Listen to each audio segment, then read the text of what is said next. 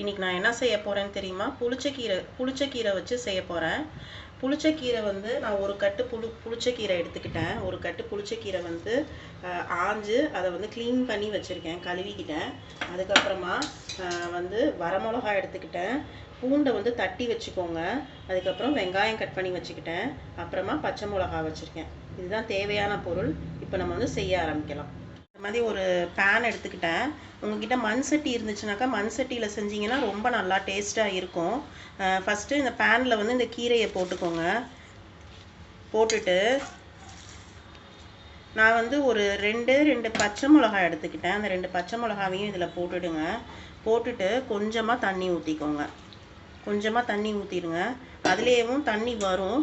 அதனால் நீங்கள் வந்து என்ன பண்ணுங்கன்னா கொஞ்சமாக இதை இது பண்ணிவிட்டு ஒரு தடவை கிண்டி விட்டுக்கோங்க. கிண்டி விட்டு ஒரு 10 நிமிஷம் கழித்து பார்த்தீங்கன்னா அப்படியே சுருங்கி கொஞ்சமாக ஆகிடும். இது அது வரைக்கும் வெயிட் பண்ணுங்கள். கீரை வெந்துட்டுருக்கட்டும். நம்ம இதுக்கு வந்து தாளிப்பு வந்து ரெடி பண்ணுவோம். நம்ம நல்லெண்ணெய் ஊற்றிக்கோங்க. நல்லெண்ணெய் ஊற்றி செஞ்சிங்கனாக்கா ரொம்ப டேஸ்ட்டாக இருக்கும். அதனால் நீங்கள் நல்லெண்ணெய் ஃபஸ்ட்டு ஊற்றிக்கோங்க. இப்போ நல்லா எண்ணெய் காஞ்சிருச்சு. நீங்கள் கடுகு போட்டுக்கோங்க. கடுகு நல்லா வெடிச்சதுக்கப்புறமா வெங்காயம் வந்து போட்டுக்கோங்க. சின்ன வெங்காயம் போட்டிங்கன்னா ரொம்ப டேஸ்ட்டாக இருக்கும். வீட்டில் இப்போ சின்ன வெங்காயம் இல்லாதனால நான் பெரிய வெங்காயம் போட்டிருக்கேன். போட்டுக்கோங்க. அப்புறமா வரமிளகா இந்த அளவுக்கு நான் எடுத்திருக்கேன். காரத்துக்கு உங்களுக்கு எவ்வளோ காரம் வேணுமோ அந்த அளவுக்கு போட்டுக்கோங்க. போட்டுட்டு நல்லா வதக்குங்க. இது நல்லா வதங்கட்டும். இது வதங்கிட்டு இருக்கையிலேயே நீங்கள் என்ன பண்ணுங்கனாக்கா பூண்டு வந்து போடுங்க. பூண்டு வந்து நான் நசுக்கி வச்சுருக்கேன். நல்ல வாசனையாக இருக்கும். நீங்கள் நசுக்கி போட்டிங்கனாக்கா நல்ல வாசனையாக இருக்கும். இதையும் நல்லா வதக்கிக்கோங்க. கீரை வந்து வெந்துகிட்டே இருக்குது பாருங்கள். கீரை பாருங்கள் வெந்துக்கிட்டே இருக்குது பாருங்கள். வெந்துட்டு இருக்கையில் உப்பு தேவையான அளவு உப்பு போட்டுக்கோங்க. இன்னும் ஒரு 2 மினிட்ஸில் கீரை வந்து வெந்துடும். வெந்து சுருங்கி கொஞ்சமாக ஆகிடும். ரெடி ஆகிடுச்சு.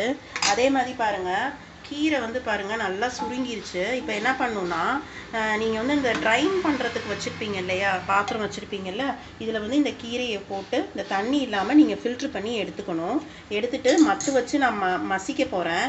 இந்த மாதிரி மத்து இருந்தால் மத்தை வச்சு மசிச்சுக்கோங்க.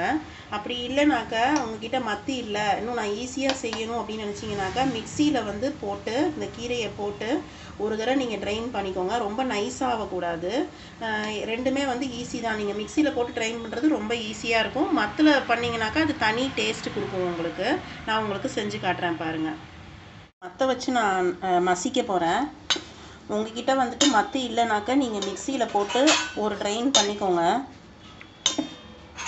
வச்சு மசிச்சிட்டேன். ரொம்ப நைஸாக மசிச்சிடாதீங்க. இல்லை மிக்சியில் நீங்கள் அரைச்சிங்கனாலும் ரொம்ப நைஸாக அரைச்சிடாதீங்க.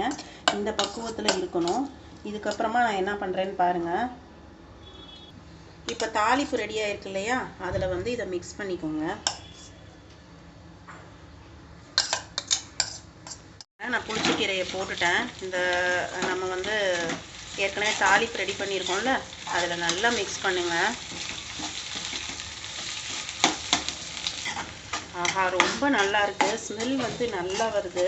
அந்த பூண்டு ஸ்மெல்லு, வெங்காயம் ஸ்மெல்லு, இந்த கீரை ஸ்மெல்லு எல்லாம் மிக்ஸ் ஆகையில் ரொம்ப நல்லா இருக்குது.